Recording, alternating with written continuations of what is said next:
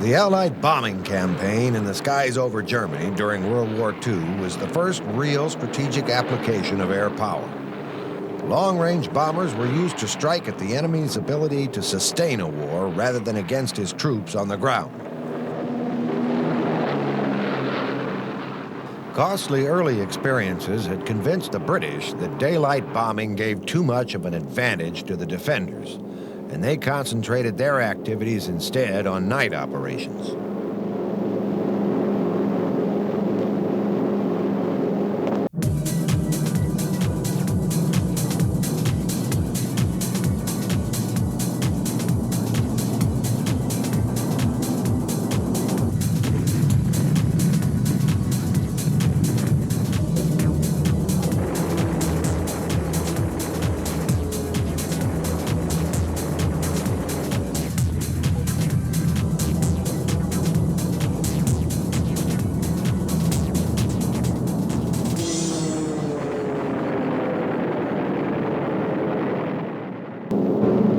America's entry into the war soon escalated the bombing effort against the Third Reich. Early small raids in 1942 grew into massive raids, striking deep into the heart of Germany. To the Americans, attacking by day was essential to give the kind of accuracy required to hit those economic and military targets.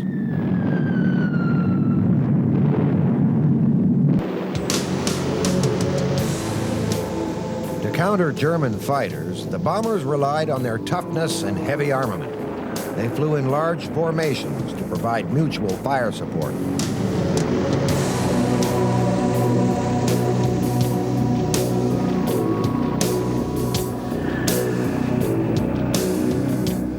But the hardened combat veterans of the Luftwaffe soon showed that it would be a long and grueling campaign. Many thousands of airmen on all sides perished as the Allies battled the Luftwaffe for control of the skies.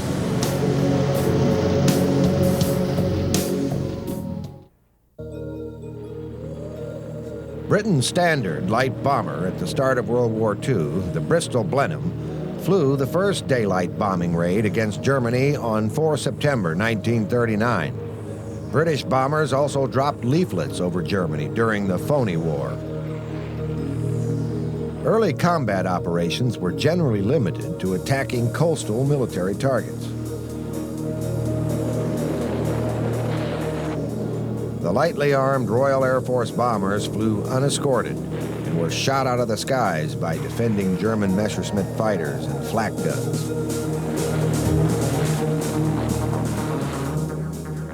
The Wellington was a fine medium bomber, but severe maulings and attacks against German ports turned the RAF against daylight raids.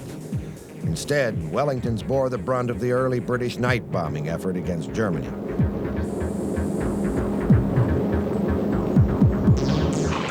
There were some exceptions. One of the first Lancaster missions was a low-level daylight strike in August of 1942. 12 aircraft struck the manned diesel works in Augsburg. They caused severe damage, but 7 bombers were lost, and the mission was not repeated. For the remainder of the war, British bombers would concentrate their effort almost exclusively on night operations.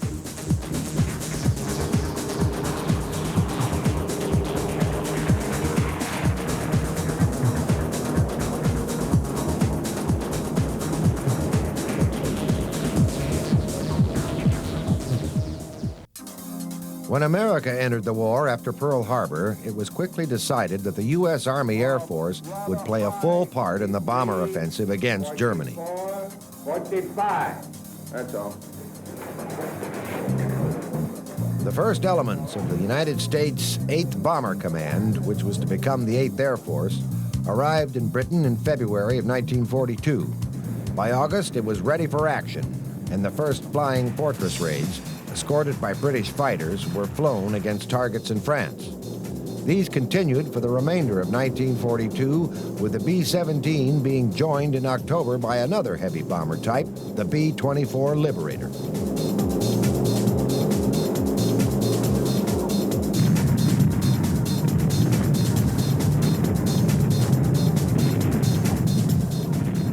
The first American strike against Germany took place on 27 January 1943, when the port of Wilhelmshaven was attacked.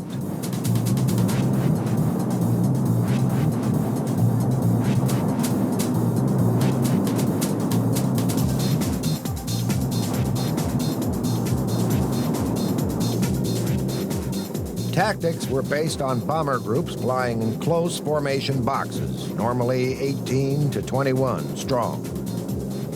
Interlocking cones of cover from all guns gave the formation mutually supporting defensive fire. Each B-17 and B-24 carried up to 10 50-caliber machine guns, located in forward, upper, ventral, side, and tail positions.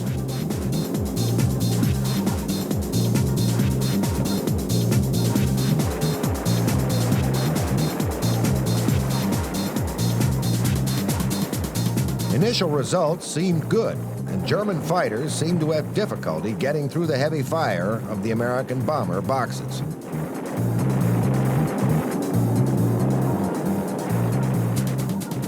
But the experienced Luftwaffe pilots soon realized that the American bombers were vulnerable to head-on attack, and new, more heavily armed German fighter variants began to appear.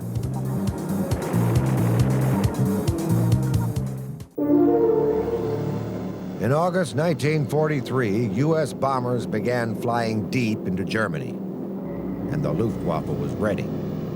American crews could not have known they were beginning one of the most savage aerial campaigns ever fought.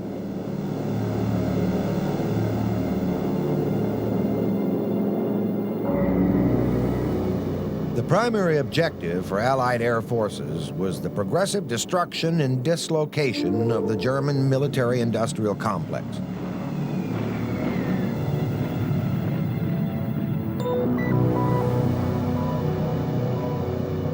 In late 1943 and 1944, this would involve the American bomber force in a series of titanic battles against the most heavily defended targets in Germany.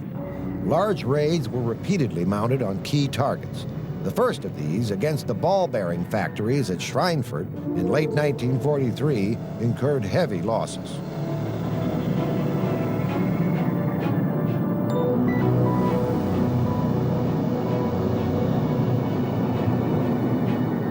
Other targets hit repeatedly included the Messerschmitt aircraft factories at Augsburg and Regensburg, the huge Romanian oil refineries at Ploiești, and major industrial cities like Brunswick, Leipzig, Stuttgart, Hamburg, and Berlin.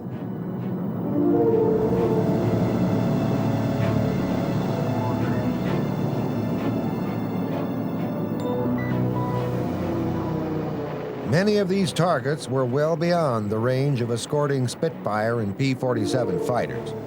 After they were forced to turn back, formations of 200 bombers and more were subject to continuous attack, on the way to the target and on the return leg home.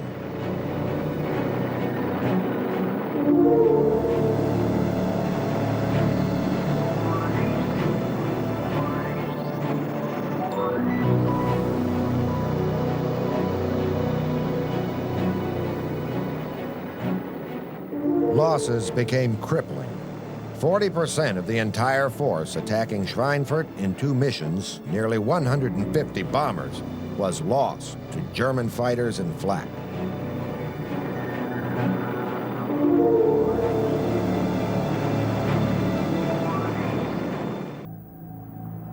Each major target was protected by hundreds of anti-aircraft guns, some up to 12.8 centimeters in caliber. They put up a murderous barrage of flak against which the bombers were virtually defenseless. Later anti-aircraft guns were radar-directed. Fighters were the other major component of the Luftwaffe's extensive air defense network. Backbone of the fighter defense was the Messerschmitt Bf-109, much developed since the Battle of Britain. The Gustav model was faster and much more heavily armed than the Emils of 1940. German fighters were more heavily armed than their Allied equivalents. A late-model Gustav packed a single 20mm Mauser cannon firing through the propeller hub, 2 13mm machine guns in front of the cockpit, as well as 2 wing-mounted 20mm cannon.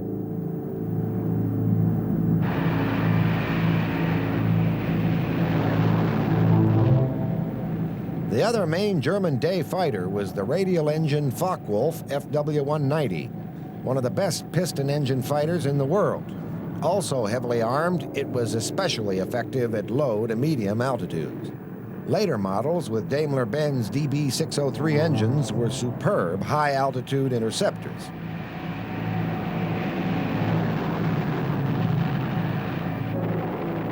German developments with fighter armament led to the use of heavy 30mm cannon, rockets, and even mortar shells to knock American bombers out of the sky.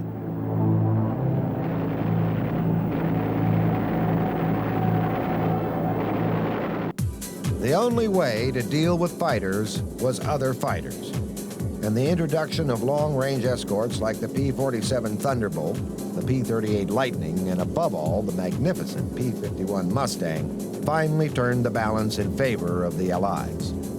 Dubbed the Little Friends, these fighters finally had sufficient range to escort the bombers for the entire length of the mission.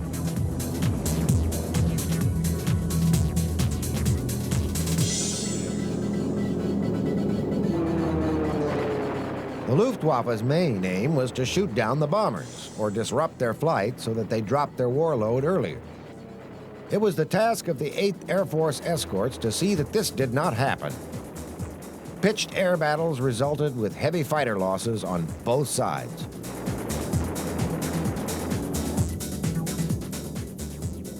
But ultimately, the Germans were fighting a losing battle. The defenses were often poorly managed. Losses of experienced pilots were hard to replace, and fuel for the fighters was becoming scarcer every day. The Allied strategic bomber offensive was overwhelming. It was a round-the-clock effort mounted during the day by the Americans and at night by the British.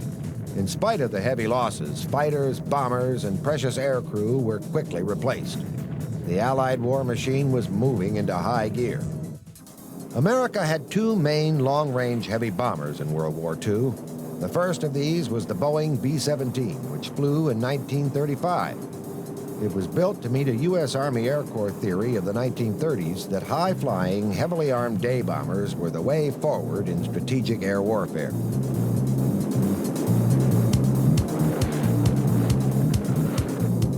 Bigger and faster than any other bomber in the world at the time, the B-17's heavy defensive armament was so impressive that the press called it a flying fortress, and the name stuck.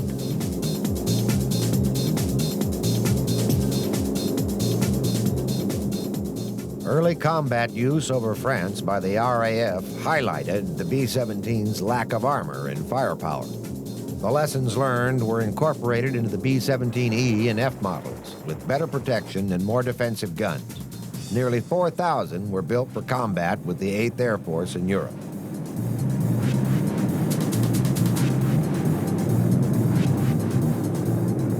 The definitive and most numerous version was the B-17G. In reply to the Luftwaffe's tactic of head-on fighter attacks, the G was fitted with a 2-gun chin turret, bringing the total number of heavy machine guns carried up to 13. Nearly 9,000 B-17Gs were built. In all, American factories turned out over 12,700 flying fortresses, most of these in the last 2 years of the war.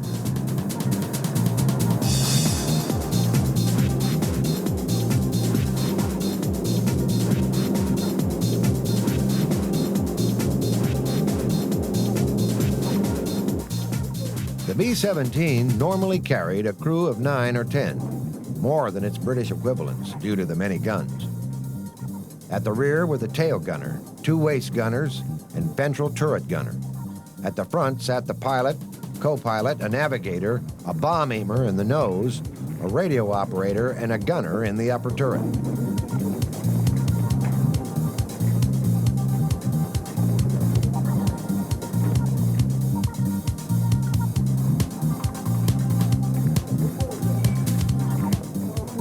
The 2 waist gunners fought from open beam positions, suffering sub-zero temperatures for hours.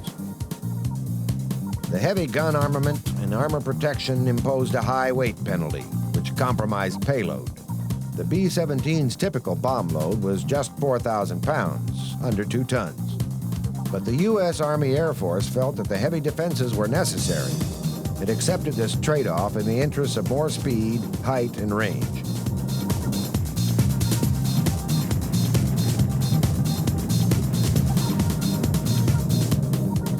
Bombs were put on target by means of the Norden sight, with which it was claimed a bombardier could put a bomb in a pickle barrel from 10,000 feet.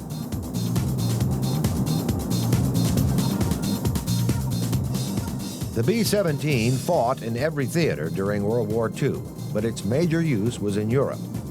Involved in many epic attacks, its greatest value as a weapon was to mount daily bombing missions against the Reich.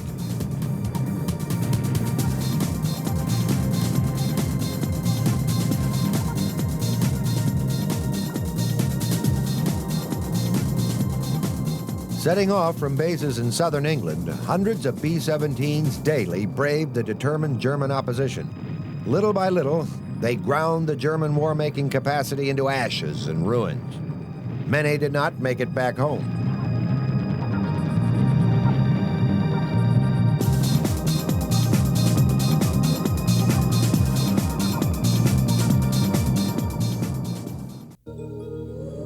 America's other long-range wartime bomber was the B-24 Liberator. First blown in 1939, over 4 years after the B-17, it was a much more complex machine, more expensive and more demanding to fly. Nevertheless, it was one of the great bombers in history.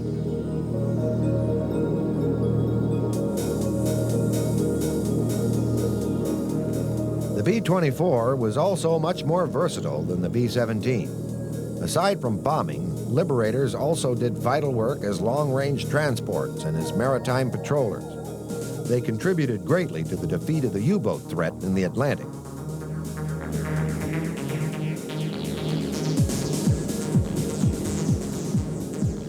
The B-24 was initially used less in Europe than in the Pacific, where its excellent long-range performance, thanks to the thin, efficient Davis wing, was an advantage. From 1943, the Liberator became the partner of the B-17 over occupied Europe.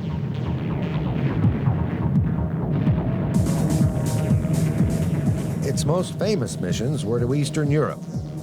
The Romanian oil fields at Plesti were beyond the range of the B-17s, so the Liberator flew all of the great raids against these vital strategic targets.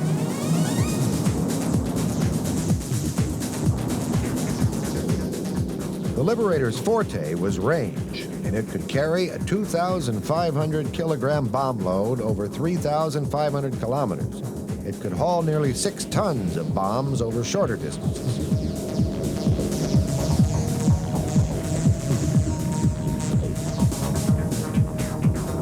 The industrial effort to produce the B-24 was unprecedented. In just over 5 years, over 18,000 of these large, costly bombers poured off American production lines. This was more than any other American combat aircraft of World War II, and more than any other four-engined aircraft in history.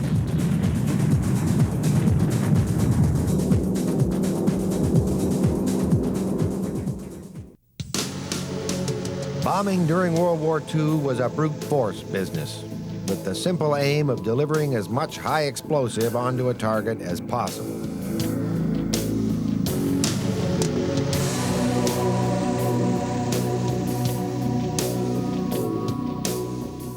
The overwhelming majority of the weapons dropped in the first strategic bombing campaign were unguided high explosive bombs. Those carried by the B-17s and B-24s ranged in size from 500 pounds to 4,000 pounds. Less heavily armed British night bomber counterparts carried a much bigger load and of greater specialization.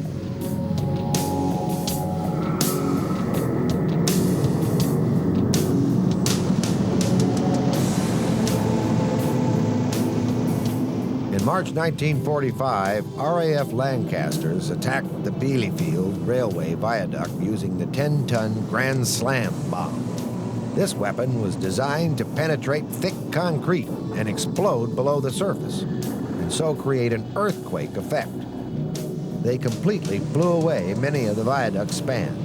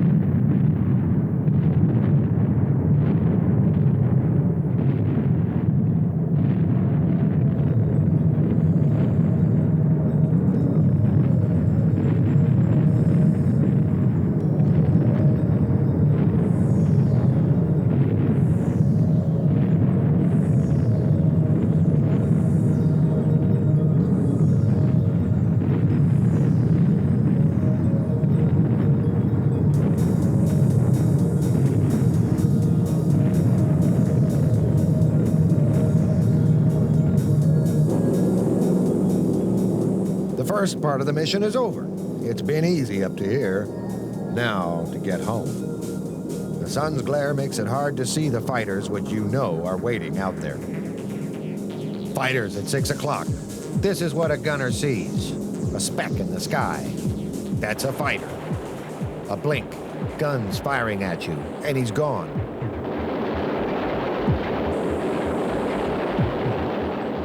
In a running battle, one of the most important instruments is the intercom.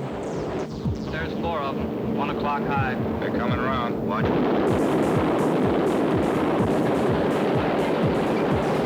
2 fighters, 6 o'clock up, coming in, diving out, Chief.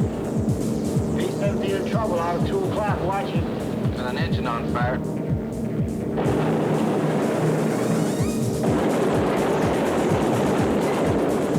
There's 2 more diving through the 94th. 3 planes, 9 o'clock, coming around. Keep your eye on them, boy. Around the 10. Watch them, Chuck. Keep your eyes open. They're breaking at 11, breaking at 11. I got him. Hey, coming around underneath at 10 o'clock. I Those see 'em. 2 at 2 o'clock.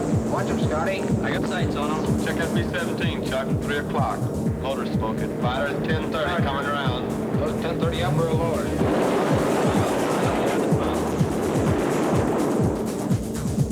B-17 out of control at 3 o'clock.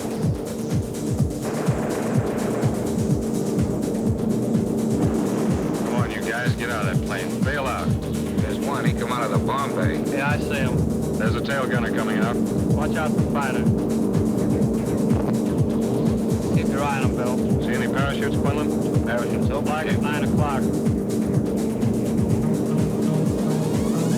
8 men still in that B-17. Come on, the rest of you guys. Get out of there. Come on, Bill. So far, 3 more shoots. Black, 11 o'clock. Fighters, 6 o'clock. ME-109 at 3 o'clock. Keep after him, would you? I see him. I'm on him. Come on, you son of a bitch.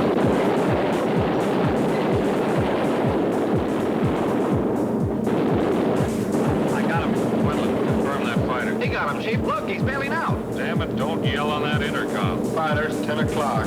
Watch those 2 at 12, man. They're coming in. They're coming in, Scotty. Get that ball turret on him. Save the ammunition as much as possible.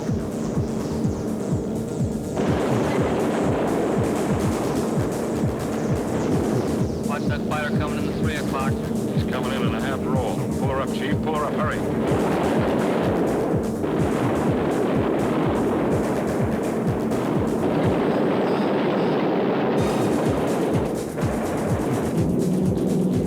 A fortress is hit. Engines on fire. It's losing airspeed and altitude, drifting away from the safety of the bomber box. Soon, Nazi fighters will pick off this straggler like buzzards swarming in for the kill. Unable to help, you can only watch.